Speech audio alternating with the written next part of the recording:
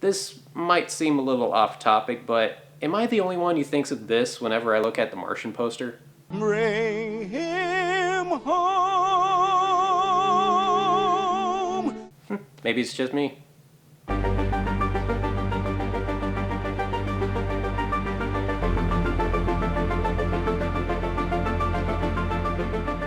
Based on the best-selling novel by Andy Weir, The Martian tells the story of a manned mission to Mars that's suddenly aborted due to an unexpected Martian storm, where one member in particular, Mark Watney, played by Matt Damon, is believed to be dead by his entire crew after being struck by heavy debris, and therefore gets left behind. Now that he's still alive, Mark has to put his wit, intelligence, and very special set of botany skills to the test if he is going to survive his unfortunate isolation. Meanwhile, back on Earth, NASA gets wind of Mark's miraculous recovery and immediately begin racing against the clock to do whatever they can to bring their man home.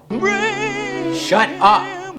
Yeah, maybe another science fiction flick that just so happens to feature Matt Damon marooned on yet another desolate planet, but as soon as he's left stranded on Mars, the movie quickly takes a sudden turn from being your average survival thriller to a surprisingly upbeat and very funny space adventure, all of it due to the likability of Damon's performance and how optimistic the entire narrative was portrayed. In a way, it's kind of like watching an episode of Bill Nye the Science Guy, but with a bigger budget and more swearing. I'm gonna have to science the shit out of this. Another reason why this movie was such a huge breath of fresh air is because of the fantastic direction of Sir Ridley Scott, who's certainly no stranger to the sci-fi genre, but he usually approaches the material he's given with in such a dark and brutal manner. So it's nice to see him step out of his element just a little bit in order to tell something that's bound to leave viewers feeling more than inspired, as opposed to whatever the hell his last few films made us feel.